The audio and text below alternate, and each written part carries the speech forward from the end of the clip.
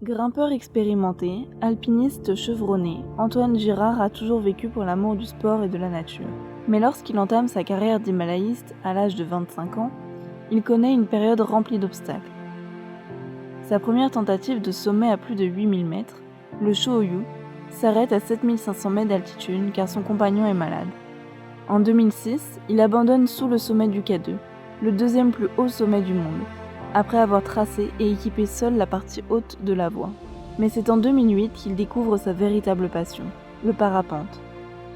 Enchaînant les performances de haut vol, il obtient de bons résultats dans les compétitions officielles, mais il forge surtout sa renommée lors de longues traversées en autonomie. En marche et vol, c'est-à-dire en combinant randonnée et parapente, il traverse en aller-retour l'île du sud de la Nouvelle-Zélande. En 2016, il parcourt en 20 jours, seul et en autonomie, 1200 km entre le Nanga Parbat et le Baltoro au Pakistan. C'est lors de ce périple qu'il accomplit sa plus belle performance. Il parvient à survoler le Broad Peak et réalise le record du monde d'altitude en parapente, en atteignant les 8157 mètres. Cet exploit lui vaudra le titre d'aventurier de l'année par le magazine National Geographic. Il continue les exploits en enchaînant les expéditions. Il réalise la première traversée de la cordillère des Andes en parapente, réalise le record du monde de gain d'altitude près de l'Aconcagua et traverse les Balkans, la Norvège, le Pérou en vol bivouac. Il vole également au Kenya, à La Réunion, au Népal et en Éthiopie. Il se spécialise peu à peu au paralpinisme, une discipline qui combine parapente et alpinisme. En 2020, il porte son record d'altitude en parapente à 8407 mètres, toujours en survolant le Broad Peak. Antoine Girard est avec nous aujourd'hui pour nous raconter comment il a atteint les sommets de son art. Alors, bonjour Antoine, est-ce que tu peux te présenter en quelques mots pour les personnes qui ne te connaissent pas ? Alors bonjour, je m'appelle Antoine Girard, je suis parapentiste, aventurier explorateur et je parcours le monde avec mon parapente pour faire des voyages en autonomie. Donc passionné d'escalade depuis le plus jeune âge, qu'est-ce qui t'a poussé à laisser tomber la compétition pour la nature ? Alors c'est vrai que étant jeune, j'ai fait beaucoup de compétitions en escalade qui m'a permis d'apprendre mes limites, à repousser l'entraînement, à apprendre beaucoup de choses. Et tout doucement, en fait, la nature m'a rappelé à elle, où je faisais quand même, malgré la compétition, énormément d'escalade en falaise, en nature. Et j'ai basculé sur le milieu de l'alpinisme et la montagne, qui est pour moi un peu plus en grande nature. Et tout doucement, ça m'a pris, et de l'alpinisme, je suis passé au parapente, et maintenant j'essaye de mixer les deux. Au début de ta carrière d'alpiniste, tu as rencontré quelques difficultés, mais est-ce que la réussite se trouve vraiment au sommet de ces montagnes ou est-ce qu'elle n'est pas plus personnelle ? Alors moi, j'ai fait pas mal d'expéditions sur des hauts sommets, sur des sommets à 8000 mètres. Et d'ailleurs, je n'ai fait aucun sommet. Je n'ai atteint aucune cime, mais parce que pour moi, ça n'avait pas une vraie importance. Moi, c'est plutôt de la manière d'y arriver, qu'est-ce que l'on fait, plutôt que d'atteindre le sommet en lui-même. Par exemple, un exemple type, le sommet du Mont Blanc. Je sais pas, j'ai grimpé, j'ai fait l'alpinisme pendant 10 ou 15 ans, je suis jamais monté au sommet. Je suis arrêté peut-être 10 fois à 50 mètres sous le sommet parce que ma voile finissait juste dessous, mais je suis jamais monté au sommet du Mont Blanc parce que ça n'a pas pour moi un grand sens. Mais par contre, la voie qui amène là-haut a une grande importance et la manière qu'on fait les choses, pour moi, ça c'est important. Et je vais chercher ma réussite ailleurs en fait. Moi, ma réussite, elle est vraiment dans si je me pousse à fond, je suis au bout de mes limites, je suis au bout de mes capacités, j'ai réussi mon objectif. Si j'atteins un sommet et que j'ai pas forcé, en fait, quelque part, je suis déçu et j'ai pas un grand intérêt à ça. Est-ce que tu peux nous raconter tes débuts avec le parapente ? Qu'est-ce qui t'a poussé à utiliser cet outil ? Alors le parapente au tout début, si on prend l'histoire, je faisais pas du tout de parapente, j'en rêvais un petit peu, mais voilà. Et puis en fait j'ai un ami qui était concepteur de parapente et qui voulait se mettre un petit peu à son compte et évoluer dans la création de parapente. Et il m'a proposé, écoute Antoine, tu fais des 8000. Moi j'ai envie de créer un nouveau parapente, je te fais un parapente et tu descends à 8000 en parapente, dans 8000 en parapente pour faire connaître le parapente. Et c'était un deal que je trouvais ça assez intéressant. Donc je dis ouais, le projet m'intéresse. Et donc j'ai appris le parapente pour pouvoir redescendre dans 8000 en volant. Ok, et tu l'as appris en combien de temps ? Alors c'est allé très très vite parce que j'avais 9 mois devant moi pour apprendre à voler. Donc je l'ai fait tous les jours quasiment à temps plein. J'ai appris suffisamment à voler pour pouvoir redescendre d'une montagne. Et le projet a eu lieu entre guillemets. J'ai pas fait le sommet. Je suis redescendu j'ai volé à 7003 ou 7400 mètres. ce qui est déjà pas mal avec le niveau que j'avais à l'époque. Et après, pour avoir un vrai niveau de parapente, j'ai mis 3 ans à vraiment ce qu'on appelle voler, à prendre du thermique, à faire des déplacements, à faire des crosses de 150 ou 200 km en me déplaçant tout seul en volant. Oui, ça a mis bien 3 ans. Et j'ai l'impression que la traversée en aller-retour de l'île du Sud de la Nouvelle-Zélande en 2015 a réellement été pour toi un tremplin vers des aventures encore plus extraordinaires. Qu'est-ce que tu as tiré de celle-ci? Alors moi, clairement, avant de faire justement cette nouvelle aventure en Nouvelle-Zélande, j'avais fait déjà beaucoup de parapente. J'avais participé 2 fois à une compétition qui s'appelle la Red Bull X-Alpes, qui est la plus grosse compétition de parapente de marche et vol. C'est un peu nos championnats du monde, où j'ai fini 3e et 4e, donc qui marquait un certain niveau en parapente. Et c'est une compétition qui traverse toutes les Alpes, qui part généralement de Salzbourg, qui partait de Salzbourg en Autriche, et c'est le premier qui arrivait à Monaco, en se déplaçant uniquement en marchant. Si on marche, on porte le parapente ou en volant. Il faut une dizaine de jours pour faire ces 1000-1200 km. J'ai beaucoup aimé ça et je me suis dit, mais pourquoi pas le faire hors compétition? Et surtout dans la compétition, on a un staff technique avec un camion, avec des gens qui nous suivent, où on peut dormir avec eux. Et là, je me suis dit, mais pourquoi pas partir en autonomie complète? C'est-à-dire partir avec dans mon sac à dos la tente, duvet, la nourriture pour être en autonomie et traverser des pays, des montagnes comme ça. Et la première idée que j'ai voulu, la première réalisation que j'ai faite, effectivement, c'était la Nouvelle-Zélande, où je partais vraiment à l'inconnu. Je suis parti avec un copain. On est même parti sans tente, hein. On a dormi un peu dehors comme ça, un peu dans des cabanes. On avait 20 jours d'autonomie en nourriture. Et on avait traversé l'île du Sud, qui faisait 600 km. Et au final, ça s'est bien passé. On a fait l'aller-retour, donc 1200 km. Et là, vraiment, je me suis rendu compte que ce qui me faisait rêver, parce que des fois, les choses nous font rêver, mais quand on les fait, ouais, c'est bof, ouais, en fait c'est trop dur, c'est tout ça. Et là vraiment, j'ai adoré le séjour. C'était des moments magiques d'être vraiment manger peu, trouver un peu sa nourriture, essayer d'être de survivre quelque part et de faire 1200 km dans un pays juste à l'aide du parapente, ses jambes. Pour moi, c'était vraiment le déclenchement de oui, c'est ça que je veux faire dans ma vie, c'est ça que je veux continuer à faire. Et ça a été vraiment le déclic où derrière, j'ai fait plein d'aventures parce que j'ai voulu continuer celle-là, effectivement. Parlons maintenant, si tu le veux bien, de l'exploit qui a façonné ta renommée. Nominé aventurier de l'année par National Geographic pour avoir survolé le Broad Peak, et donc atteint les 8157 mètres d'altitude, tu suscites chez nous beaucoup d'admiration. Donc raconte-nous ton expérience, décris-nous tes sensations, on veut tout savoir, la température, ton état d'esprit à ce moment-là ou encore la météo. Alors moi, clairement, je suis parti, en fait, j'étais en solitaire, hein, j'étais en solo, donc sur un parcours que j'avais dessiné, qui faisait 1200 km au Pakistan. Et en étant ancien alpiniste, je rêvais vraiment de survoler un sommet de 8000 mètres. Donc j'avais dessiné mon parcours prévu autour des 5 sommets de 8000 mètres au Pakistan. Et je me suis dit, si j'ai la chance, peut-être que je survolerai un 8000. Et donc l'idée est juste partie comme ça. Et il y a quelque chose que je ne savais pas à l'époque, c'est que les spécialistes pensaient que ce n'était pas possible de monter à 8000 mètres en parapente, parce que personne n'avait réussi, ça faisait 30 ans que les gens essayaient, que ils n'étaient pas sûrs qu'il y ait des thermiques, des choses qui permettent de le faire. Moi, ça, je ne savais pas. Et souvent, ça c'est Mark Twain qui disait ça, je l'ai fait parce que je ne savais pas que c'était impossible. Et là, clairement, c'était ça. Je suis parti un peu candide là-dedans et vas-y, j'y vais. Et puis, en fait, ça marche. Et c'est un jour un peu magique parce que j'ai fait alors, c'était à la fin du voyage. J'avais déjà fait à peu près 1000 km. Et j'arrive sur un des derniers à 8000 que je voulais approcher, qui était le Broad Peak. Et puis quand j'arrive dessus, les journées d'avant étaient très difficiles. Je montais jamais haut, j'étais toujours bas, c'était compliqué. Et puis là, j'ai vu un petit nuage en haut qui m'a dit, ça vaut le coup d'essayer. Donc j'ai essayé de monter sur la montagne. J'étais tenace parce que je suis resté 2 heures quand même sur le Broad Peak à essayer de gratter mètre par mètre.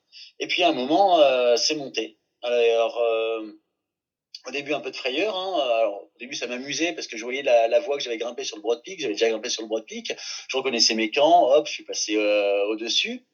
Et à partir de 7000-7500 mètres, je me suis dit, tiens, j'ai pris une bouteille d'oxygène en secours pour le périple. Je suis à 7500 mètres. J'ai jamais utilisé l'oxygène. C'est peut-être le moment de l'utiliser. Et là, quand j'ai voulu le mettre en marche, en fait, ça a été un peu la terreur, c'est que ça marchait pas. J'ai compris après que c'était un tuyau que j'avais mal connecté. Ça faisait un mois que je connectais tous les jours les choses et à un moment, quand ça ne sert pas, on fait pas forcément bien les choses. Et là, c'était un tuyau qui était mal connecté et je me retrouve sans oxygène. Et du coup, je me pose la question, est-ce que je continue à monter? Est-ce que j'arrête? J'abandonne? Qu'est-ce que je fais? Et je me dis, ben, pour l'instant, je me sens bien. Tant que je me sens bien, je continue à monter. Et puis là, je monte, j'arrive. Et en plus, à ce moment-là, j'avais cassé mon GPS qui me donnait l'altitude, donc j'avais plus de notion d'altitude. J'avais juste la notion d'altitude en disant, ah bah tiens, je suis au camp 3, je suis à 7002. Tiens, je suis au col du Broad Peak qui est à 7009. Tiens, je suis au sommet, je suis à 8000 mètres. Et c'est là que je comprenais que je passais les 8000 mètres. Et pour moi, c'était magique, tout se passait bien. Je suis monté à 8000 mètres, à 8100 mètres, quoi et quelques. Et bah pour moi, juste, je savourais le moment où je survole le sommet parce que c'était une petite vengeance, parce que j'étais allé 2 ou 3 fois sur le Broad Peak et j'avais pas fait le sommet. Et là, j'arrivais au-dessus de la montagne, j'étais même au-dessus du sommet. C'était un petit peu ma petite vengeance sur le monde à l'alpinisme. Et voilà, je survole mon 8000. Je cherche même pas à monter plus que ça, parce que ça va monter encore, mais voilà, j'étais là où je voulais, là où je rêvais. J'avais une vue qui était magnifique sur le K2, K9 8000, sur tout le Bal Toro. J'en ai profité un petit peu, j'ai volé une dizaine de minutes et hop, je suis parti, j'ai continué mon voyage. Et c'est même qu'après que j'ai réellement réalisé ce que j'avais fait. Parce qu'à l'époque, je savais même pas, que j'étais même pas sûr que personne n'avait volé à 8000 mètres. Et c'est après que j'ai découvert ça, que je me suis rendu compte de ce que j'avais fait. Voilà, après, c'est un rêve que j'avais. J'en rêvais, moi, tous les jours depuis des mois de survoler un sommet de 8000 mètres. Et là, je l'ai simplement réalisé. Et pour moi, c'est juste magique. Parce que voler, c'est sûrement le rêve de plein d'enfants. Et, euh, et souvent, on en oublie que bah, y a quand même des difficultés. Et comment tu arrives à gérer l'excitation et la concentration à ces moments-là?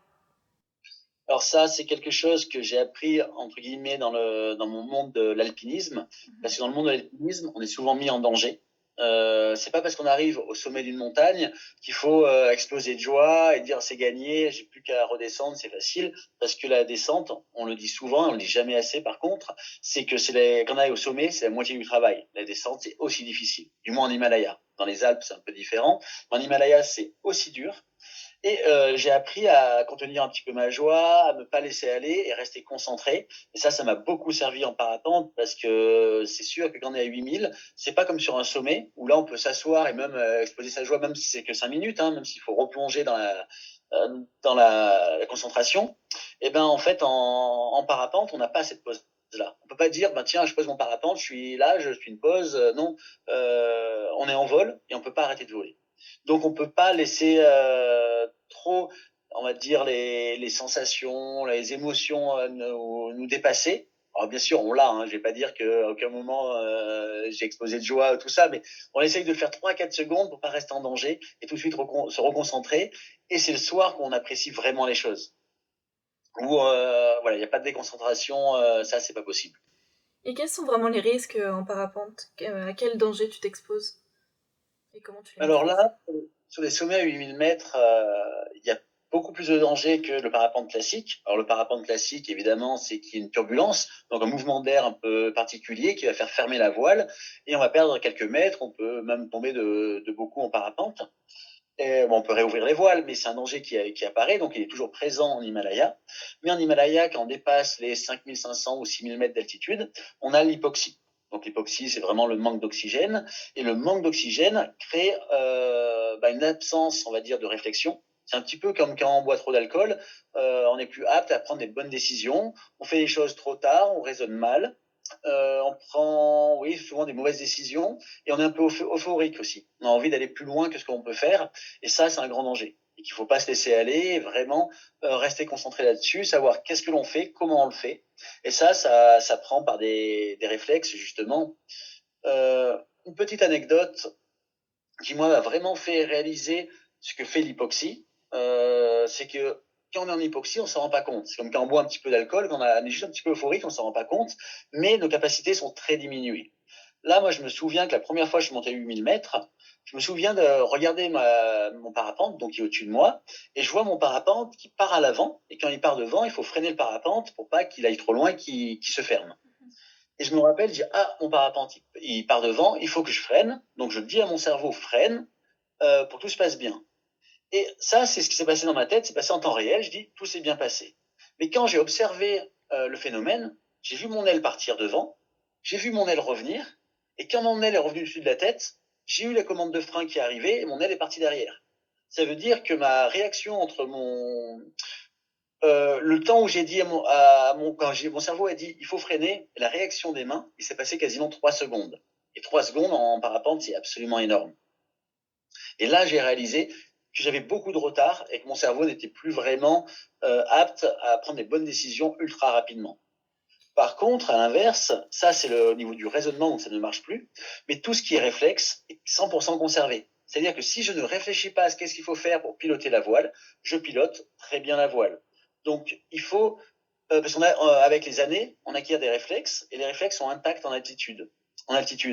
Du coup, il faut s'obliger à 8000 mètres à arrêter de trop réfléchir et laisser le corps faire ce qu'il a appris pendant des années et des années. Mais du coup, c'est un choix de partir sans oxygène ou c'est pour des questions logistiques plutôt?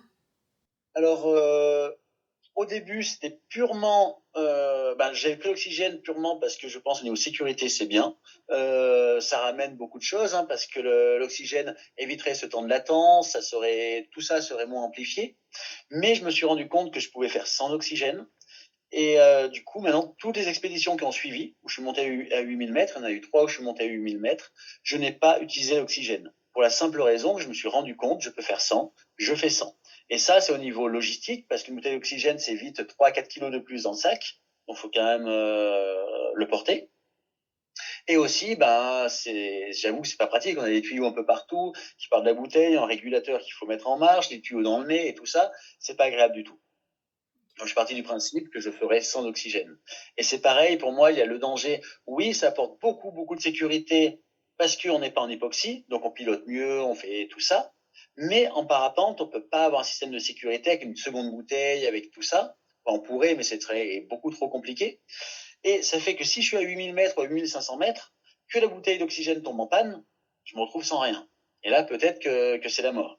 Donc, je préfère pas avoir ce problème-là, plutôt monter doucement. Je sens qu'il y a un problème, j'arrête de monter. Et si je suis en haut, si ça va pas, j'ai le temps de redescendre. Si je monte avec oxygène, j'aurai pas forcément le temps de redescendre si j'ai un malaise. Donc, c'est un ensemble des deux qui ont fait que je n'utilise pas d'oxygène. Et le danger, on le sait, il peut venir de partout et même souvent des hommes. Est-ce que tu peux nous raconter ta mésaventure en Éthiopie? Alors en Éthiopie, oui, c'était une aventure où je partais traverser un peu plus de 1000 km en vol bivouac en biplace. Donc j'étais parti avec ma copine et on a avancé dans l'Éthiopie doucement, au début dans les zones un peu plus civilisées entre guillemets, c'est-à-dire qu'il y avait des maisons, des routes et tout ça. Et c'est compliqué, souvent on passait beaucoup de temps à la police. En fait, tous les soirs, la police venait nous récupérer, nous emmener au commissariat, nous interroger, nous prenait pour des espions. Mais jusque-là, ça se passait encore. Et puis on s'est dit, bon, vivement qu'on rentre dans le milieu sauvage où il n'y a plus de route, où il n'y a plus rien, parce que plus personne ne va venir nous embêter. Mais ce qu'on n'a pas réfléchi, parce qu'on n'y pense pas sur le coup, c'est que c'est un pays qui était en guerre, qui était en guerre pendant des années et des années, et que quand on est en parapente, on tombe du ciel, on descend du ciel, on a plein d'objets électroniques, on a des GPS, le téléphone, tout ça. Et pour les gens qui sont un peu coupés de la civilisation, il n'y a même pas de route, il n'y a rien du tout, on est l'envahisseur. Donc nous, quand on s'est posé dans le premier endroit sauvage, les Éthiopiens sont arrivés, ils avaient des armes, des kalachnikovs, ils ont tiré dessus. On est resté 5 heures en joue. Donc au début, on était assis, les bras en l'air, puis doucement, ça s'est un petit peu libérés. Hein. Ils n'ont pas tiré directement dessus, ils ont tiré en l'air pour nous arrêter au-dessus du parapente, pour nous arrêter alors qu'on nous volait encore. Quand on s'est posé, ils ont fait asseoir, nous regarder en joue pendant presque 5 heures, jusqu'à que l'armée arrive, parce qu'ils ont contacté l'armée, jusqu'à que l'armée arrive, et que, il a fallu quand même 48 heures pour s'extraire de la zone, et que les choses se calment, et que ça ne reste que rien. On est resté prisonnier quand même 48 heures. Donc oui, ça fait peur. À n'importe quel moment, les gens pouvaient tirer. On l'a vu sur les gens, comment ils étaient, dans leur stress, la façon de faire. Et oui, en fait, le plus grand danger que j'ai eu pour moi, ça a été l'homme. Oui. Tu as pu voler donc dans la cordillère des Andes, connue aussi pour ses magnifiques condors. Comment se passe le partage des airs? Alors là, avec les condors, je les ai surtout croisés. Alors j'ai fait toute la partie Chili, toute la partie Pérou que j'ai fait cet été. Et on a surtout croisé les condors au Chili, dans les déserts chiliens, dans la cordillère des Andes, dans des endroits extrêmement sauvages, où il n'y a pas de route pendant, je posais, mais si je posais en bas, soit je remontais à pied, ou soit il y avait peut-être 10 jours de marche pour retrouver la civilisation. Et ces zones-là ont plein, plein de vautours de partout, de vautours de condors. Et ce qui était très intéressant, c'est que quand on volait, des moments, on était seuls, on voyait rien. Et en quelques minutes, on était entouré de 5, 6, 10 condors qui venaient vraiment à côté de nous. Alors, ces oiseaux qui sont énormes, qui fait plusieurs mètres d'envergure. Et ils viennent à côté de nous, ils s'approchent très très près, des fois à 3 mètres, 5 mètres. Ils plient un peu les ailes. Ils se rapprochent par curiosité. On voit vraiment leur tête venir nous regarder. Ils nous font le tour par le haut, par le bas. Ils tournent autour. Et au bout de 10 minutes, quand la curiosité est passée, ils ont vu qu'il n'y avait pas de danger, qu'on était là, qu'on volait aussi, ils disparaissent. Et en 3 minutes, les condors disparaissent. Et à perte de vue, on ne voit plus aucun oiseau. C'est complètement fou. Ils arrivent de nulle part, ils repartent de nulle part. Et entre-temps, ils sont venus nous faire un coucou, aucune peur, juste venir par curiosité. Et c'est des moments qui sont quand même très très agréables et sont tellement gros qu'on a vraiment l'impression de pouvoir les toucher quasiment. Moi, c'est vraiment des moments que j'adore. Ça doit être impressionnant. Pour finir, on oublie souvent de parler de ta deuxième profession qui est enseignant. Le retour de tes expéditions, j'ai même envie de dire le retour à la réalité, n'est pas difficile à gérer. C'est extrêmement dur, je dirais. Parce que quand on est en expédition, en fait, souvent ça dure de 1 à 3 mois, une expédition, où on est en autonomie, donc on mange pas, on mange très très peu, du moins je perds souvent 7-8 kilos. C'est galère tous les jours pour manger, pour boire, faut trouver de l'eau, pour se déplacer, on sait pas où on va dormir, on sait pas comment ça va se passer, quand c'est qu'on va retrouver la civilisation, quand c'est... Donc en fait on est en survie pendant des périodes, on va dire en moyenne de 2 mois. Et rien que revenir dans une zone civilisée, où on se lève le matin, on veut de l'eau, on ouvre le robinet, on boit un coup, on prend une douche en 2 minutes, on fait à manger en 3 minutes, on ouvre le placard, on met, je sais pas, ce qu'on veut sur la casserole, on mange. Et en fait, ce qui nous prend des fois 5-6 heures en expédition, parce qu'il faut voir qu'en expédition, on veut de l'eau, des fois, il faut marcher 3 heures, 4 heures pour aller chercher de l'eau. On veut prendre une douche, il faut trouver un filet d'eau, il faut trouver quelque chose, ça va prendre des heures. Donc, ce qu'on peut faire en 1 heure à la maison, ça me prend une journée quasiment en expédition. Et du coup, on se retrouve où en expédition, on est tout le temps occupé à vouloir survivre, voler, avancer, à être chez soi où on a tout le confort et on ne fait rien. Et en fait, on a l'impression, moi j'ai l'impression d'être en dépression à chaque fois que je rentre pendant au moins 10 jours. Je perds mes repères, je ne sais plus ce que je dois faire, qu'est-ce que je peux faire et tout ça. Et donc c'est difficile. Et pareil, après, reprendre le milieu professionnel. Alors, je travaille plus beaucoup à l'université, je bosse plus que 3 mois par an à l'université. Ça me permet à moi de garder mes repères, de reprendre une vie entre guillemets de tout le monde. Je me refonds dans la population et je vis comme tout le monde. Et ça permet aussi de garder les pieds sur terre pour ça. Mais les moments difficiles, quand je reprends l'université, généralement, je suis rentré au moins depuis 15 jours, 3 semaines. C'est rare que je rentre la veille d'une expédition pour reprendre le travail. Et l'université, c'est un peu moins dur parce que j'ai déjà fait mon atterrissage sur Terre et je crois que ce qui est vraiment dur, et c'est le cas pour tous les aventuriers, c'est le retour à la vie normale. Les premières semaines. Après, on s'y fait relativement vite. Okay. Merci beaucoup d'avoir pris le temps de répondre à toutes mes questions. Et juste pour finir, est-ce que tu as d'autres projets en tête et qu'est-ce que tu prépares pour l'année qui arrive? Alors bien sûr, j'ai plein de projets en tête, j'en ai toujours plusieurs d'avance. Le prochain vraiment gros projet que j'ai sera l'été prochain, où l'idée va aller de gravir, de voler en parapente à 9000 mètres. Actuellement, il y a eu 5 vols à plus de 8000 mètres dans le monde. Moi, j'en ai réalisé 3, dont le dernier à 8400 mètres. Et là, l'objectif, c'est de montrer que maintenant, c'est pas 8000 mètres qui étaient impossibles à atteindre, c'est qu'on peut même atteindre 9000 mètres. Je suis persuadé qu'on peut le faire. J'espère le faire cette année. On verra si j'y arrive ou pas. L'année dernière, quand je suis monté à 8400 mètres, il y avait la possibilité de monter à 9000 mètres. Je n'ai pas osé, j'étais pas prêt, je voulais aller étape par étape. J'avais besoin d'apprendre des choses encore pour le faire. Maintenant, je suis prêt et l'idée, c'est d'aller le faire. En fait, l'objectif de l'année dernière était 8400 mètres. Je l'ai fait, donc maintenant, mon nouvel objectif, c'est 9000 mètres. Et le second objectif de cette expédition va être de faire un sommet de 8000 mètres en paralpinisme. Et le paralpinisme, c'est partir du bas, ça peut être une ville, ça peut être un endroit, en parapente, voler, aller se poser sur un sommet. Donc là, l'idée serait de se poser au camp 3 du Broad Peak, donc au sommet du 8000 mètres. De là, poser le parapente, faire l'ascension du sommet et redescendre à pied, reprendre le parapente et rentrer. J'ai fait ça cette année sur un sommet de 7000 mètres. Là, l'idée maintenant, c'est d'aller le faire sur un sommet de 8000 mètres. Ok, trop cool, des bons projets à venir. J'ai hâte de suivre ça. Parapentiste de l'extrême, humble et souriant, Antoine Girard ne s'oppose pas aux éléments, à la nature. Il l'embrasse, l'aime et tâche de la comprendre pour s'élever au sommet.